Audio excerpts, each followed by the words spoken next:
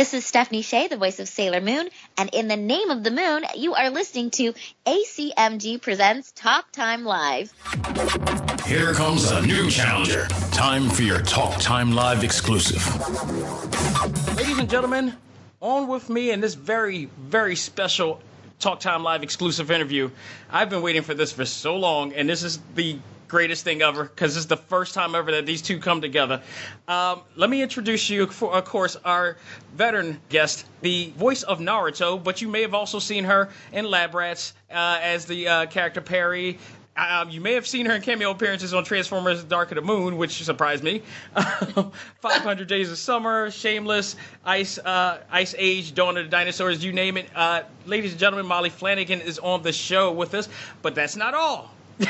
Yeah. Also, as a very special bonus, and I mean special, we also have the voice of Boruto, but you may also recognize her as the voice of the iconic Sailor Moon's teammate, Sailor Jupiter, and you may have also heard her in a lot of different games, and God knows how many, and she also has a web series called Ghost and Stuff too. Ladies and gentlemen, I give you Amanda Celine Miller. How are you ladies doing this evening? I'm doing awesome. Thanks for having me. Oh, I'm great. Thanks. Thanks for being here. This is quite an honor to have both of you guys, two of my now favorite characters in anime right now. Oh. Well, damn it, Lucky Molly, us. you've always been my favorite character anyway, but now you have a son. So there. Yeah. Amanda's my son. Yep. As long as, how many times have y'all had jokes like that, by the way? Not many yet, but pretty Not soon. yet. Yeah, we'll have a couple conventions coming up together, so I'm sure we'll get to make all the all the jokes there. To whoever's Yeah, we're listening going right now, it starts to here. Boston and are you going to Tampa, Amanda? I'm not. I'm going to Orlando at the end of May. Oh yeah, I can't go to that. So, but we'll be at Anime Boston or Comic-Con Boston, right? Right. Together. Or I think it's Fan Expo Boston. Oh, sorry, it's Fan Expo. Yeah. I might be mixing it all up. Don't listen to me. This is life. I think you're right. It's Fan Expo Boston in August. Wait, okay. I think I'm looking it up. Okay, so it's Fan Expo in Canada, and then there's Boston Comic Con. So I was effing it up. So we're doing Boston Comic-Con. I'm not going to Canada. Okay. Yeah. Make sure You we are go though. straight. I don't want y'all to end up in like one place that the other person should be, by the way. So that wouldn't be right. I mean, if they offer a free hotel, why not? But There you go. Well, ladies, I got plenty to talk about here, and especially because you guys just recently, what was it, April 28th, I believe, was the release of Boruto, the next Naruto movie. And I got to see that movie, and absolutely, you guys knocked it out the park, playing the part of, as a much more mature Naruto this time, the seventh Hokage finally, and now... Yeah. Amanda's in the family as Boruto now. Can you talk about real quick, for those who haven't seen the movie yet, what is going on in the world of the Uzumaki family in this stage of Naruto right now? Amanda, take it away. I haven't seen the whole movie. I've only seen the parts that I did, actually. yeah, I saw the movie at Katsucon, and then I've been watching the show. They just started releasing episodes, so it's kind of cool. Apparently, the movie takes place... the show takes place before the movie, which is kind of confusing. But so let's see. In the movie, it's basically Naruto has become the Hokage, his lifelong dream, Right. and Boruto's a little pissy about it. But it's mainly because he misses his dad. Right. He grew up having his dad, and then suddenly his dad's being taken away for work all the time, and I guess he's kind of just like this sucks. So he's going through the angsty teenage thing. Yeah.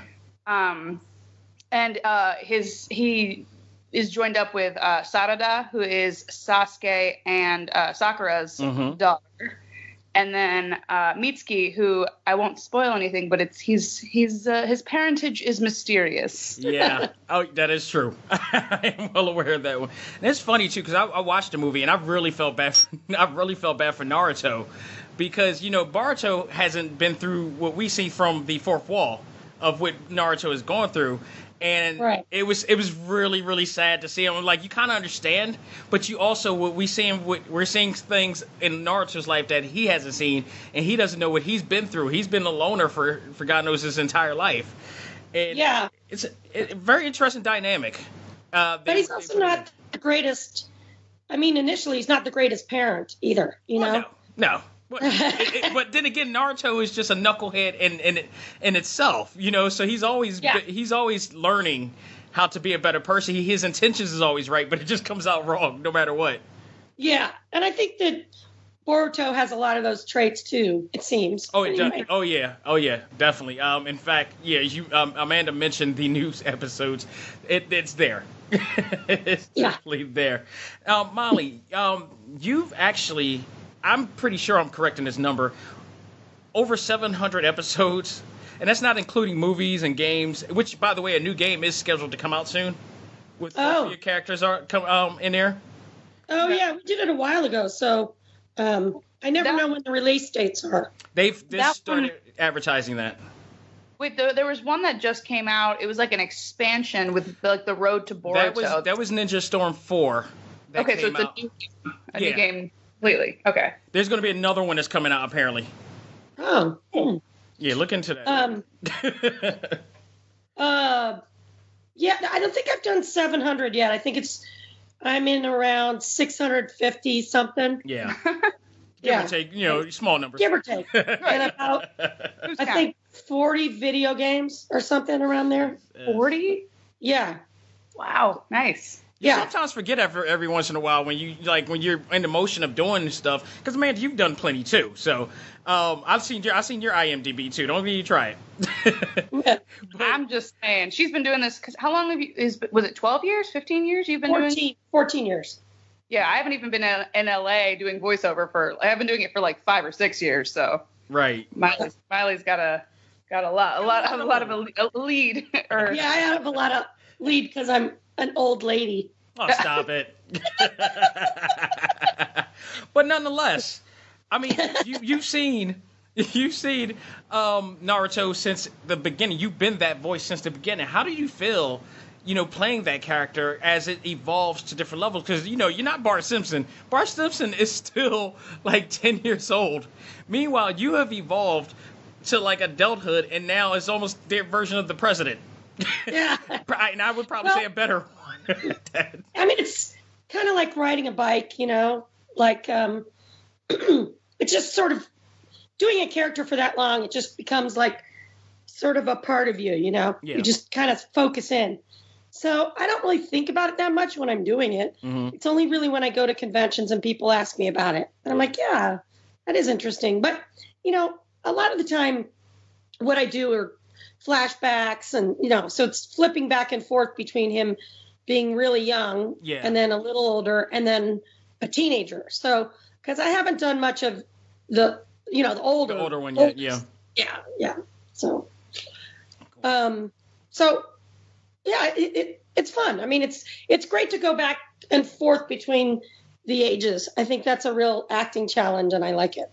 Right. I agree. And unlike, like I said, I mean, much respect to, Nancy Cartwright, who does the voice of Bart. Yeah. She's been doing the same level, whereas you actually have evolved in diverse different times on the same character. That's not easy to do. And, you don't remember which version that you got to be sometime. Right.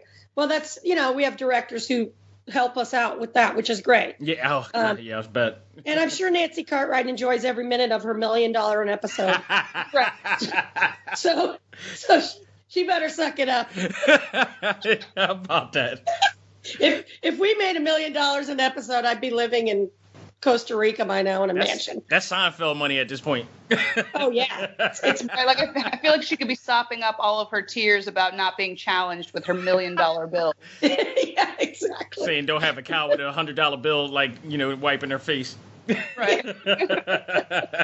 Did they tell you, or when they told you you're gonna have to voice a grown ass man, what was your first reaction? Were you like, nope? They never told me. I mean, I just got in the booth to do the game first, and then it was like, they cut to that part of his life, where he has a kid and everything. Right. So I'm like, oh, well, that's interesting. Are you having me do it? Because for all I knew, they could replace me with somebody who is a man, Right.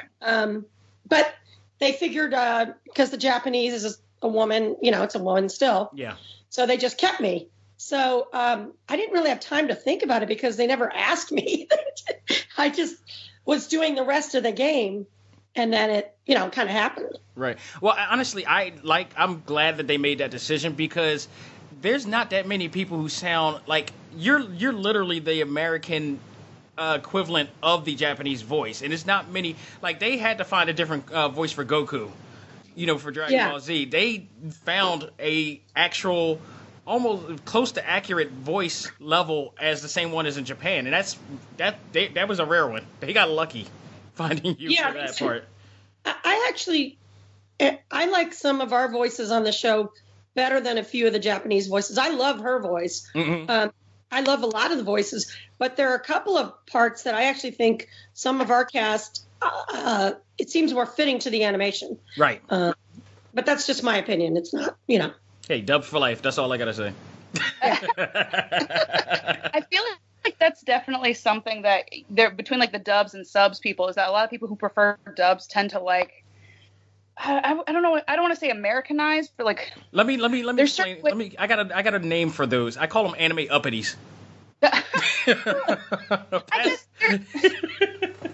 get it though, because like there's something about the purity of the original version and all that, but I feel like sometimes they're like, why didn't you do this higher pitch, or why didn't you do that more like the Japanese? And I think in America we don't talk exactly the same. Like maybe the girls over there do sound like, when they're teenagers, they sound like, oh my God, I talk like this. Like I talk like a child. Right. We don't do that here. I sounded like this as a teenager. So, like we have to make some adjustments with the dubs. And I think some people aren't crazy about that, but yeah, I mean, like take the laughing thing, like, like the way the girl characters laugh. It's like, and I was in Japan and there were girls that laughed like that, but I think it's a cultural thing, Yeah. If we laughed like that, it would sound pretty stupid, I think it's fans in America are so eager to want to be as close to the experience and culture as possible. Mm-hmm. It's a subset of the fans because a lot of the fans just don't care. They just like the show, Right, exactly. In my opinion, like I've been watching anime since, oh my God, I mean you're talking like up to Speed Racer and some of the old stuff from back in the day, and back in the 80s, the voices weren't culturally inept as they are now, as you guys are doing right now. You guys are more empathetic to the cultural standards, and I think you guys have done a tremendous job in this stage, in this generation of, voice acting. I think, especially in the 90s and the 80s, I don't think they understood the ideology of why they had to sound a certain way or certain afflictions and stuff like that. I think now people are more educated, they get it, they're more respectful of it. Not to say that they weren't before, but I honestly believe that you guys have gotten it much more intact now, and it's so much better than it was before. Yeah, well, I think part of that is that anime was sort of the bastard stepchild of animation for a long time. Mm-hmm. And with that came maybe some actors that weren't as experienced, because a lot of it was, not union or where they did it cheaply, they did it quickly. Yeah. And it sort of progressed into less of the bastard stepchild to more of, a legitimate like form of animation, and people recognize that. Yeah. So they took more time in everything, more time in casting, more time in directing, more time in, getting perhaps people that were more experienced in some cases. Correct. So I think that helps, Right. Absolutely. I agree. Amanda. Yes. I actually, I wanted to ask you this, along with, being Sailor Jupiter, the boy crazy one of the bunch. You're now part of another legendary anime. You're with the Naruto family. You're with the Uzumaki family now. How does it feel, and how did this come about? I mean, I think I'm like the casting director for Sailor Moon is the same person who cast for Naruto and for Boruto, and he kind of threw the audition my way, and I've gotten cast as young boys for a while, in anime, but I'd always been like ancillary characters. So in my head, I'm like, I'm not going to be Boruto. Like that's the title character. I've never been the title character before. So I submitted the audition, and It was over a month or two later where like he was like, hey, so we want to record tomorrow for the video game. Right. Like, so like, do you have 4 hours tomorrow to record for this? And like, so suddenly I was just like tossed in there. But it's been awesome. We recorded the video game first. Right. And then we did the movie. When was that? That was like in the fall, right, Miley? Like, I think so. Yeah. Yeah. So yeah, and it was announced in end of January, and yeah, things are just kind of now starting to like come out. Like, you know, the movie just came out, and the series came out in Japan. So eventually, I imagine we're going to start dubbing that. So it's exciting. That was going to be my next question too. Have you guys heard when that's obviously it's a no-brainer. It's inevitable that's going to happen. Did you guys any word on when they were going to start production with that? Not yet. I haven't heard anything. No. I'm looking forward to that because I'm enjoying it so far. Me too. Yeah, I mean, there's always a chance as a property that another production company could buy it instead of the production company that we work for. Yeah. So that's a slight possibility. Does that mean that you guys will be opted out of that opportunity, or? Well, there's always there's always that possibility. I don't think it'll happen, but. Right. until we're recording. Yeah. And, I mean, I did the Simpsons movie and I got cut out of it, Really? So, oh yeah, I did it to the pencil. I just watched it the other night on FX. Yeah. I did it to the animatronic. And, I didn't find out till 10 days before it opened. I did press for it even. Right. 10 days before it opened, I found out I was cut. And when they released the preview, I think I was still in it, or not the preview, the press thing. Right. The press. That's whatever. kind of crappy because they benefited from you promoting it, even though you weren't. Yeah, I didn't do a ton of press because I was a smaller character, but I was definitely a character. Yeah. But anyway, yeah, that was just so. Ever since then, I've been a little bit more cautious, about stuff like that. Mm-hmm. I don't know about you, Amanda, but. Oh yeah, like I've been recast in an anime before, and I your job as an actor is never 100% guaranteed. Right. Like, even what was that guy, the first guy who was in Back to the Future before Michael J. Fox, right? Yeah, didn't Eric Stoltz, I think, or something? Yeah, it was Eric Stoltz. Mm-hmm. Yeah. Didn't they record like the whole movie or like 90% of it before they were like, this isn't working, and then reshot it? Wow. I think so, or I've heard, at least some of the stories movies. about that. Yeah, like it's so as an actor, you're like, okay, sweet, I got the audition. Cool, now I got the callback. Cool, now I have the producer session. Cool, now I have the part. And like even then, like until they've like announced it and the thing has come out, you're probably just until you're in the booth. And even then, I've been not fired, but like I had a commercial campaign recently for Good Thins. It was like this, like it was like the biggest thing for me because we recorded like 13 spots. It was crazy. Right. And then like I the other day saw that they had taken them all off of YouTube, and there was a new commercial with a new voice. So it's like, all right, I guess. Oh no! I guess I've been replaced. So like it can always happen. So you kind of can never really rest on your laurels and just kind of appreciate things while you have them and hold things loosely. Yeah, I mean, I did the movie phone booth on camera. Yeah. And they recorded the whole movie with the voice being. I think it was, now I hope I don't screw this up, but I think it was Ron Eldard that did it, who was a big name. Mm-hmm. And then they replaced him before it opened with Kiefer Sutherland's voice, who's the voice on the other end of the phone in phone booth. So he's in the entire movie. Wow. Right. So, I mean, that stuff does, I just got replaced on a show that I can't talk about, but, and I had done the pilot, I did the redo of the pilot, and I did the first 3 episodes, and they replaced me. And they replaced me because they wanted a real kid. They were like, it wasn't your acting. We just want to have all real kids. Right. So instead of any adults playing kids, they wanted the whole cast to be real kids. So yeah, because they don't always know what they want. So sometimes it's like, oh, we like you, but not for this anymore. Oops, Right. sorry. Or sometimes they love your performance, but they're like, but we want a name, or we want somebody with a bigger Twitter following. So there's always. Now, here's rolling off of this, discussion right here. What is because I love when you guys come along and really tell the real side of what you guys do, along with just, it's not all peaches and cream, and you guys do work your asses off to get to where you got to go, but the road is never that smooth. And I think our listeners, especially people that I know, definitely need to hear stuff like that, not to discourage them, but to educate them to be aware of what to go to, but still keep the passion, and you just, be cautious. The question I have for both of you both can answer this.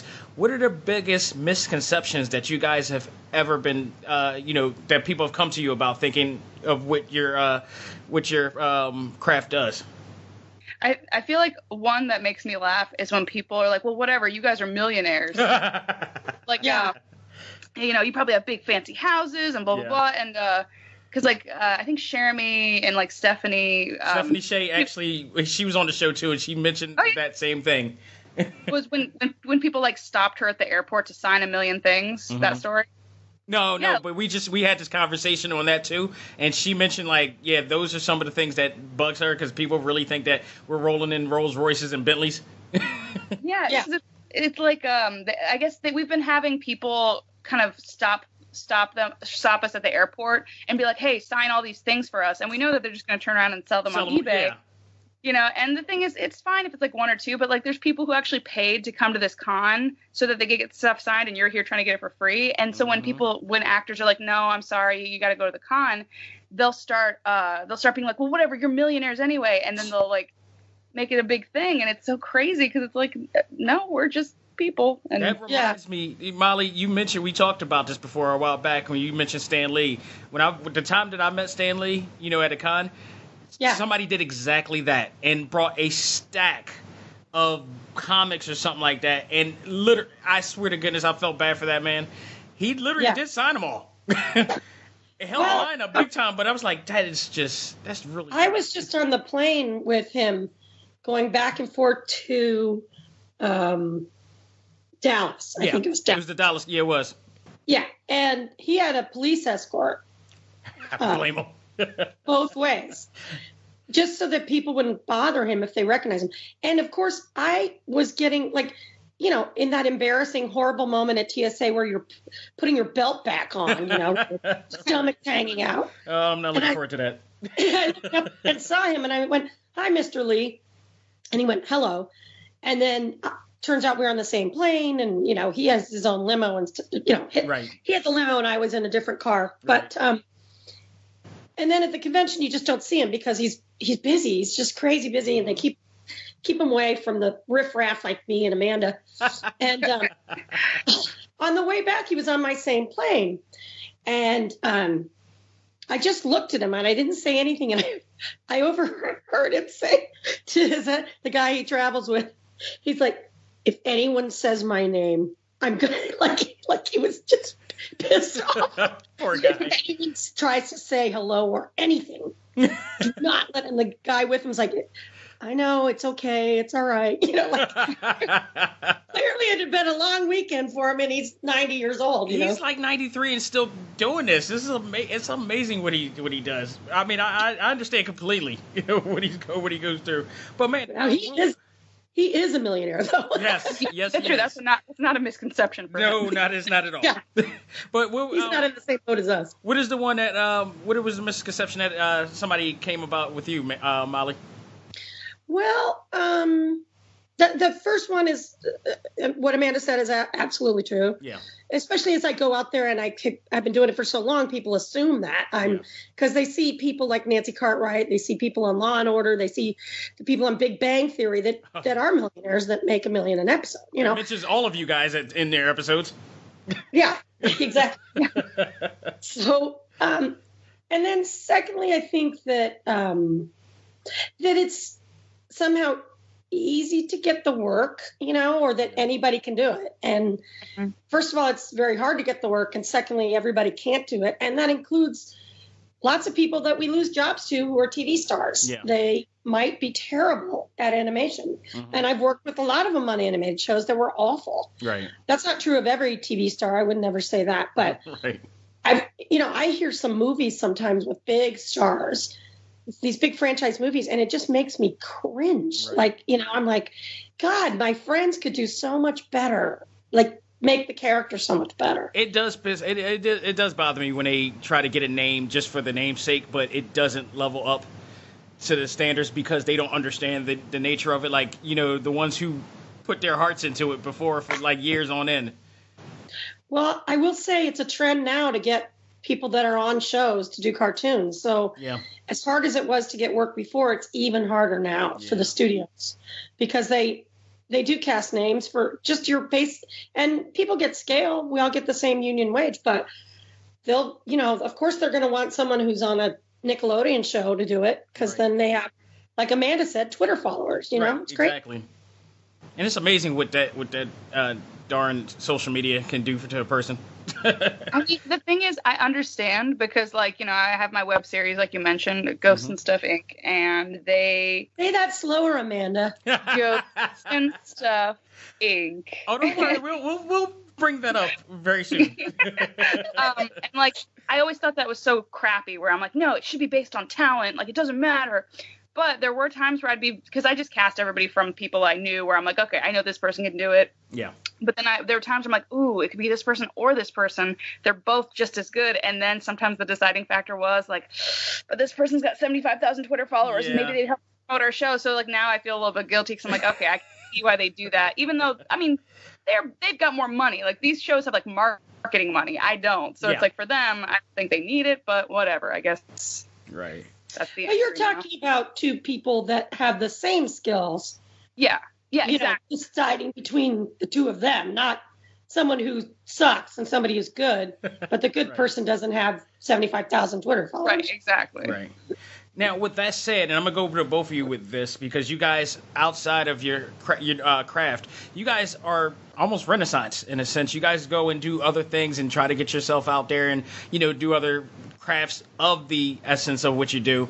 Amanda, we're going to talk about this now. I mean, your projects outside of voice acting, goes to theater, it goes to like your web series and such. I mean, let's start with your web series Ghost and Stuff Inc., which you are a writer and you portray an actor and a character in there, correct?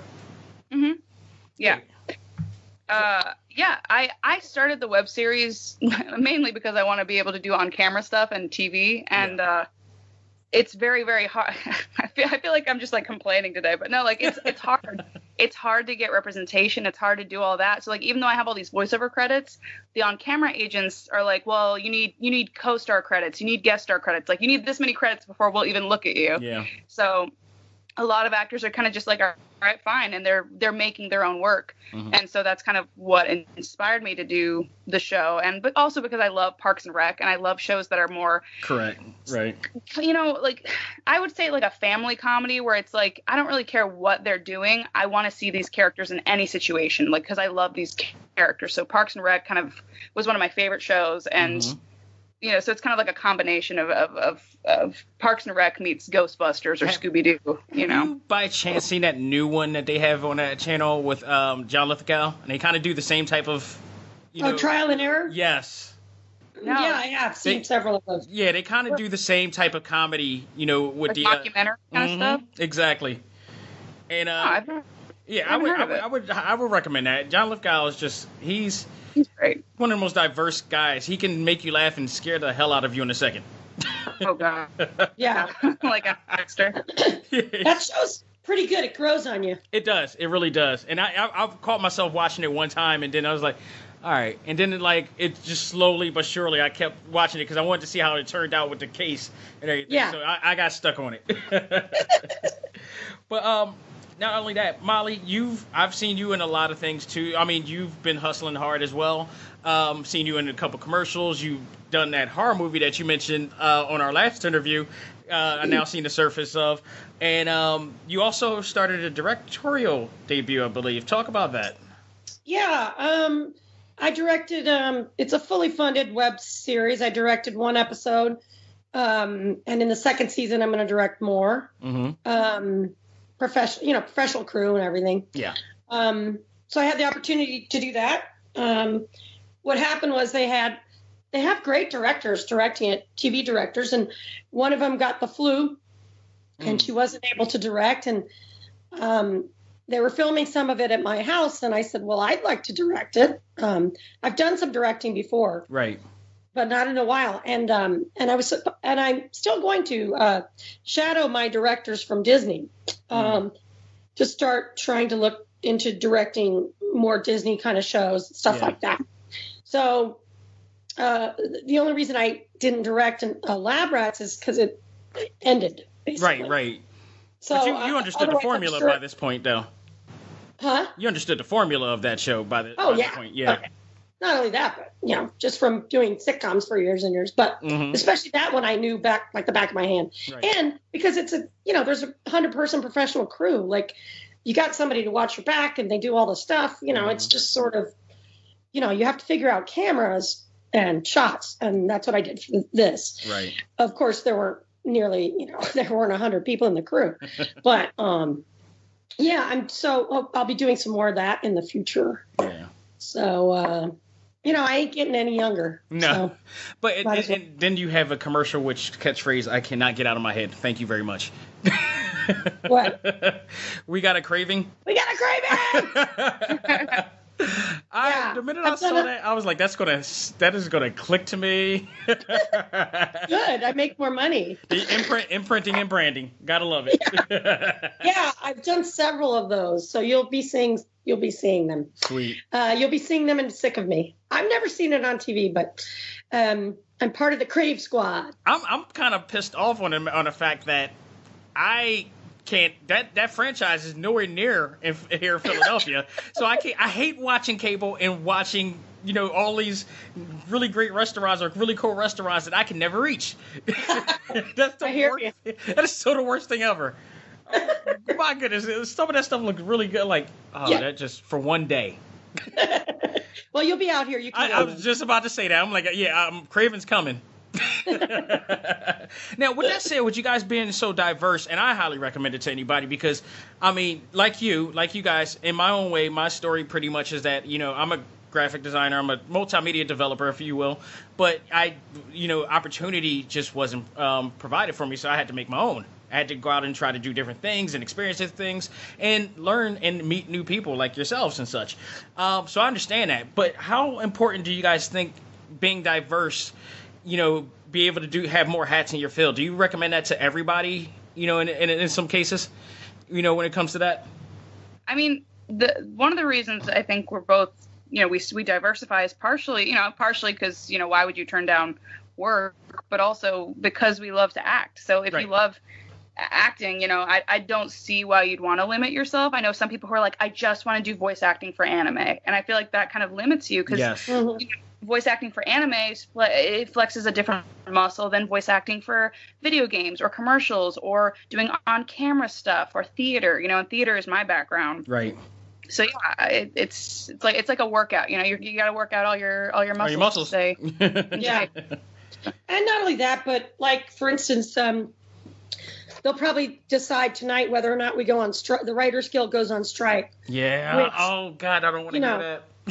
So, I mean, I support exactly why they're striking. I hope that they can avoid it. From the last debacle of the strike, which I don't blame them at all, but it really did some damage. It did a lot of damage, especially here in Los Angeles for the economy. Besides, I do theater too, and the reason why we do theater in LA is really not for money at all. It's for the passion. It's for our art, and that keeps your chops up, like Amanda said, and it's also just fun, and you get to do more acting there than you might be able to do on a set. Right. But also diversifying helps you with your income flow. Yeah. If you're not getting much, you want to diversify your career. That gives you more opportunity to make money in different places in your career, Couldn't agree with you both more. Absolutely, I agree. And I always like to make sure I get this out there because, again, the point of a lot of my interviews is to educate as well as entertain. So, for anybody who rather wants to do it or people who rather think they know what the hell's going on. Speaking of the strike, real quick before I ask my other question, the SAG-AFTRA strike. Last time we checked, there was a win. Is a really big win there. Is this still going on, or what's the status of that right now? What What was the win that you heard? That multiple, well, not all, but most game companies have agreed. That is true, correct? Well, we have a promulgated agreement. It's a different. I don't know, Miley. Would you say it's like an indie contract kind of agreement for like kinda, yeah, big budget, low budget indie games? Okay. And I think we've had 26 companies or something sign on for that. So there's definitely more work being created. But I haven't heard any movement on the major targets. Right, the big ones that we are striking. Yeah. We haven't heard anything from them, but maybe there is something. I don't know. I hope that. No, I don't think there's been movement there. I don't think so. That's amazing. From what I know, I don't know.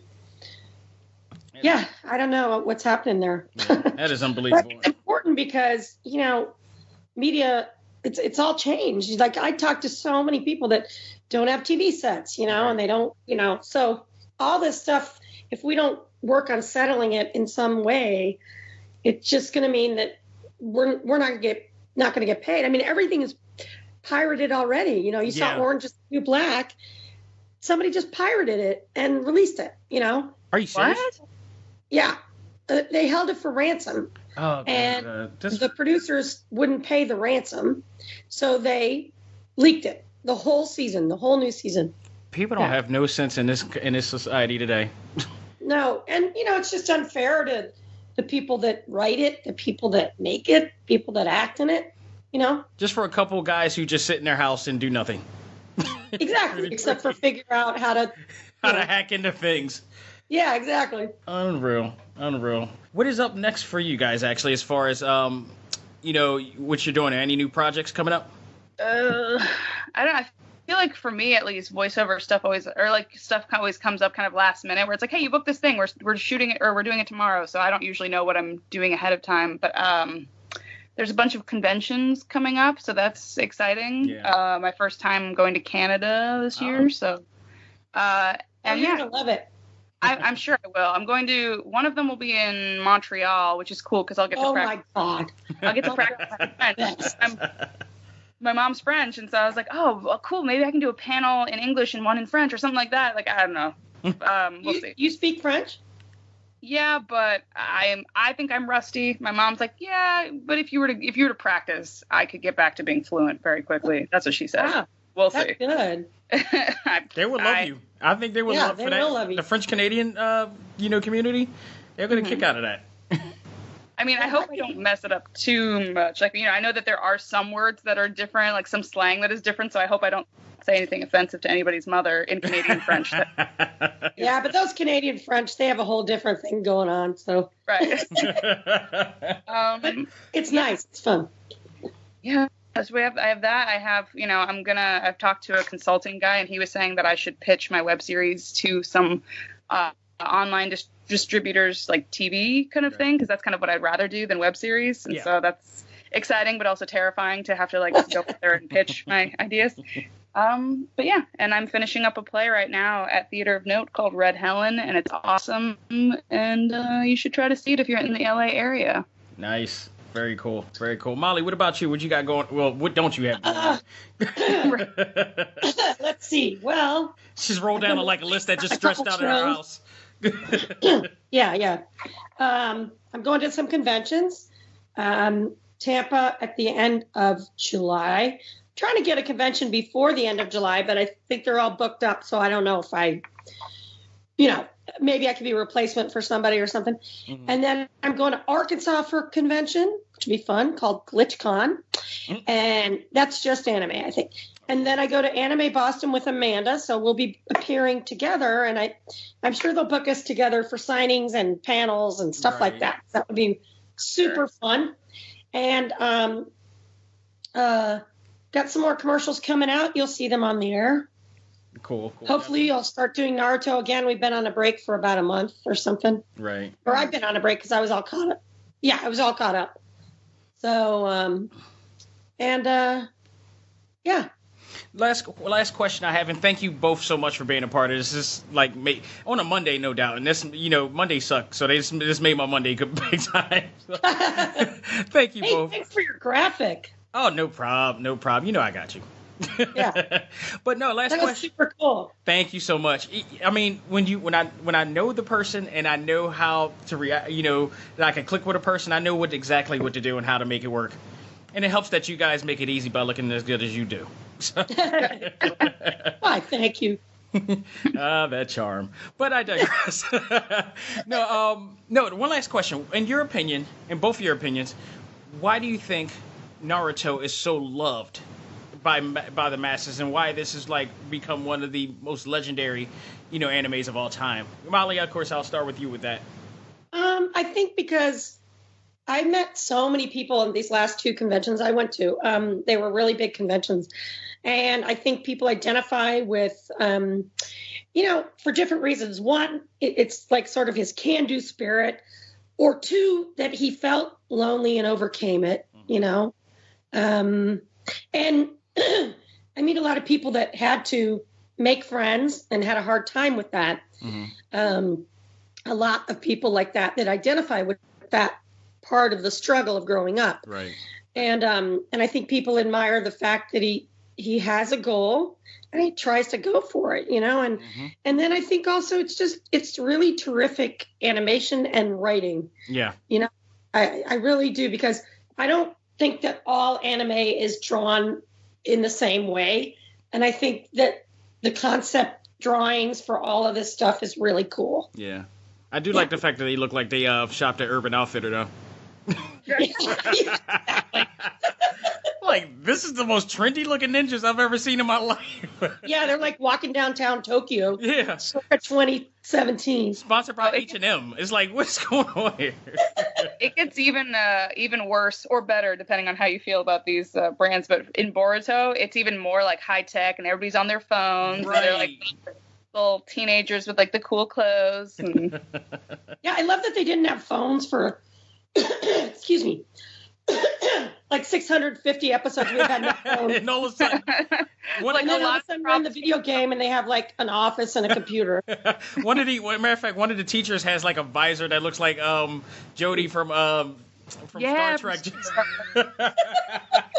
And there's one episode where he's like, where's my class? And in my head, I'm like, well, maybe take off your visor. But yeah, it's. I think they just like the pervy parts. Yeah. Really, that's all it is. That's all it is. The sexy jutsu. TNA. That's it. It is so funny that that is hilarious to see that, Naruto, the character, doing that, and knowing that Maile Flanagan, the actress, is actually saying this.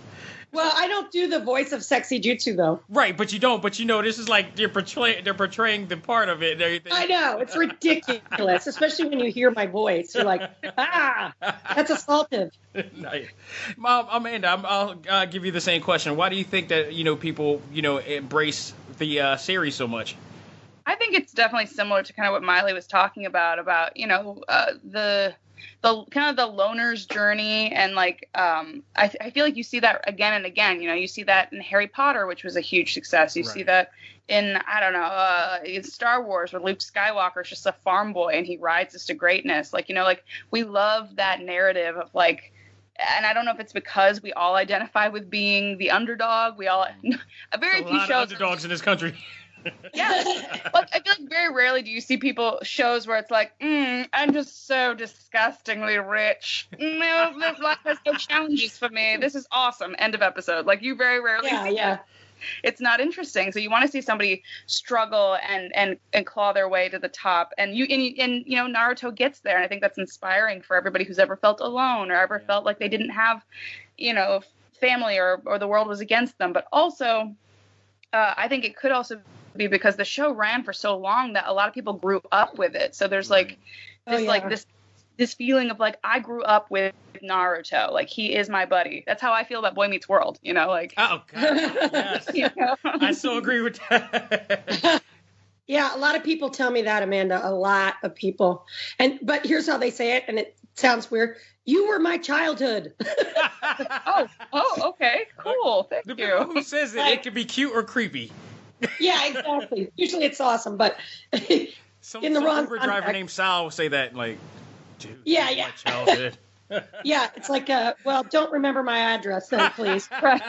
You were my childhood. You want to smoke? Delete. Oh my goodness. Well, ladies, thank you so much. This has been an absolute treat for me, and our listeners will definitely enjoy this. They've been anticipating this for quite some time. So right now, before we head off, I want to give you guys a chance to plug your whereabouts and where they can follow you at. Lady, let's start with you, Lady Amanda. Lady Amanda. Yeah, you can find me on Twitter at Amanda_Celine, like that little lowercase line, whatever. Mm-hmm. Anyway, I should have made something easier. And then you can find, I have a YouTube page. It's like Amanda Celine Miller. YouTube, Facebook. Just Google Amanda Celine Miller. There's not that many Celine. There's a lot of Amanda Millers. That's why I go by my middle name, not to be pretentious. And Lady Molly. Yeah, I'm on Twitter. I don't tweet a lot. I tweet some crap. That is so bull. It's at Maile Flanagan, which you'll find a link on your Twitter right on this podcast. Correct. And Miley protects me on Twitter. She's nice. She's like, I got your back. She got my back. And rightfully so. I mean, you both are tremendous at what you do, and I really admire and respect all of the craft at which you put in and all the hard work that you both put in, and you guys are my heroes, in that respect. Thank you so much. Thank you. Definitely. I mean, thank you, because, part of me being able to have the opportunity and honor of interviewing you guys is I also learn from you, too. And I also get inspired from you too, not just from the fact that you're a character as a favorite, that I do, but now I admire you as the people that you are, and the hard work that you put in, and it drives me to keep on going what I'm doing. So thank you so much, both of you. Thank you so much for having me. Not a problem, ladies and gentlemen. This has been a very, very good episode. Screw that. This has been a great episode of Talk Time Live. I hope you guys enjoyed it. On behalf of myself, Maile Flanagan, Amanda Miller, all I got to say is learn to let go, live life, and love all things anime, comics, movies, and games. This is A.C.M.G. presents Talk Time Live. We're out of here. Take care.